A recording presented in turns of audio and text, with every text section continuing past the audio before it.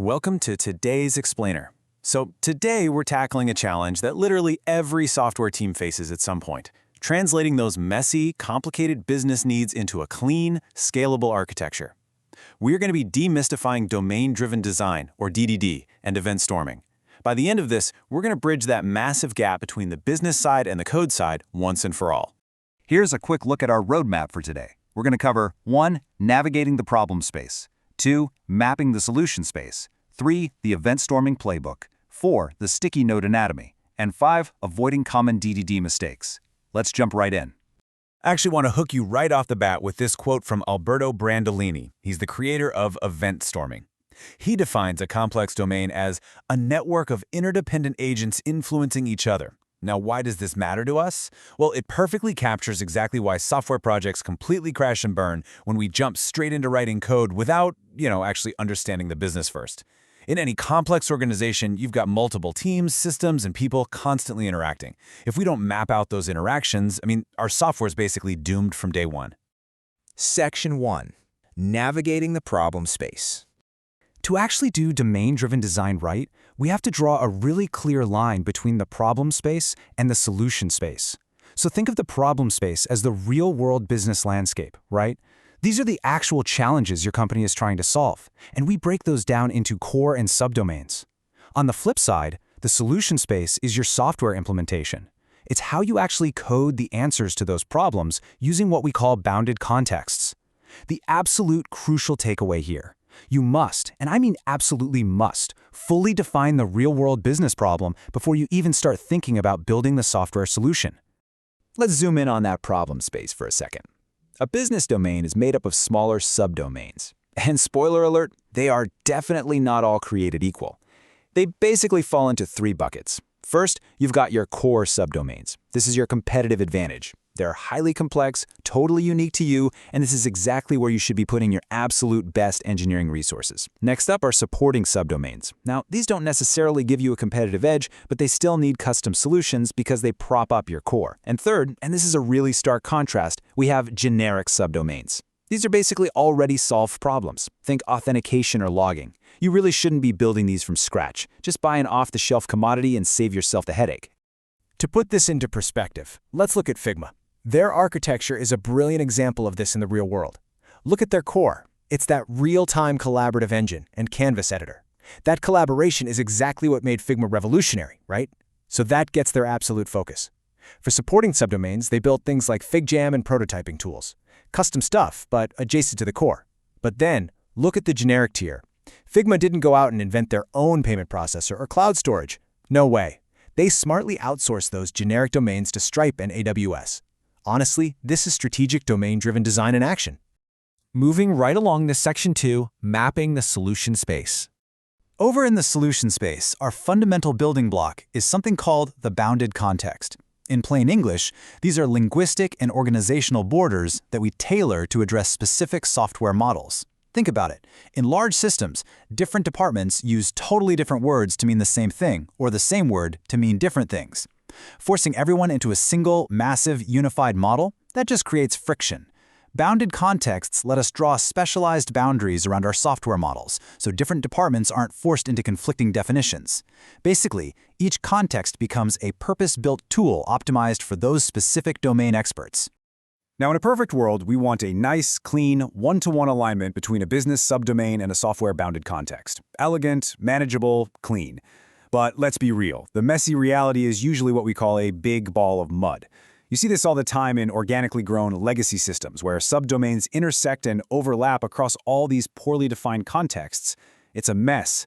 The entire goal of DDD is to untangle that big ball of mud and get us as close to that ideal one-to-one alignment as humanly possible. All right, Section 3, the event storming playbook. So, event storming operates at 3 distinct levels. First is the big picture level. This is where we collaboratively explore the entire business landscape to maximize learning across all those organizational silos. Second, we have process modeling, where we focus intensely on a specific business process from start to finish. And third, software design. This is where we zoom all the way in to design the specific architecture of a system, literally mapping out the aggregates and bounded contexts. But hold on, before you even touch a single marker, there is a super fascinating physical requirement for any event storming workshop. Rule number 1, remove the chairs. Actually, yeah, as Alberto Brandolini puts it, seats are poisonous to this collaborative process. You literally need a massive paper roll on a wall, a bunch of sticky notes, and everyone standing up together. It keeps the energy high and, it completely prevents developers from just hiding behind their laptops. And this physical setup builds right into the precise grammar of process modeling. When you're mapping a process out, it follows a really strict sequence. Check this out.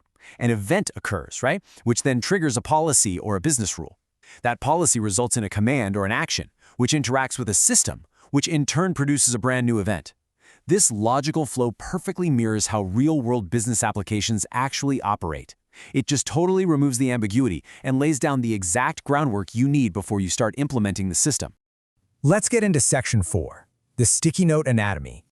Okay, consider this your crucial event storming cheat sheet. The color of the sticky note is literally everything. Domain events, things that have already happened in the past tense, those are orange. Commands which show the intent to change a system state are light blue. Aggregates are yellow, external systems are pink, and policies, those whenever X happens then do Y business rules, those are lilac. By strictly sticking to this color coding, you ensure that every single stakeholder, from the CEO down to the newest junior developer, is speaking the exact same visual language. Now, I want you to notice this critical visual shift that happens when we move from process modeling into software design. In DDD, we have to clearly distinguish between what we are just integrating with versus what we are actually building.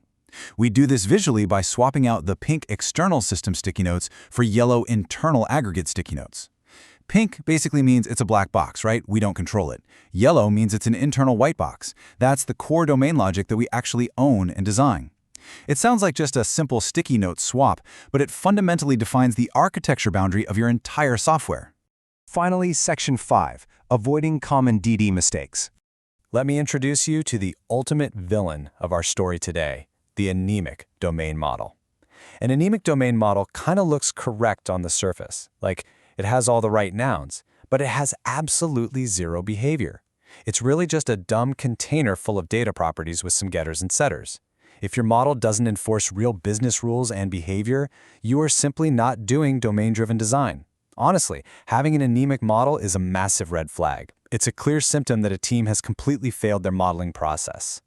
The experts over at InfoQ have pointed out a few other top pitfalls you absolutely need to avoid. Let's rapid fire through them. Number 1, data-first modeling. If you start by designing your database schemas instead of talking to the domain experts, you are going to fail. Full stop. Number 2, failing to engage those domain experts at all. Your code literally has to reflect their reality. Number 3, ignoring ubiquitous language. If the business side calls it a client and your code calls it a user, you've got a translation gap right there, and that is gonna cause bugs for sure. And finally, keeping outdated bounded context even after you gain deeper domain insights. Your software has to evolve exactly as your business understanding evolves.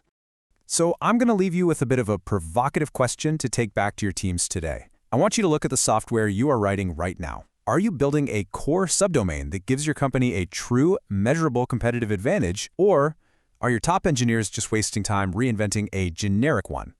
Use these event storming principles to figure that out and start building software that truly matters. Thanks for joining this explainer. I'll catch you next time.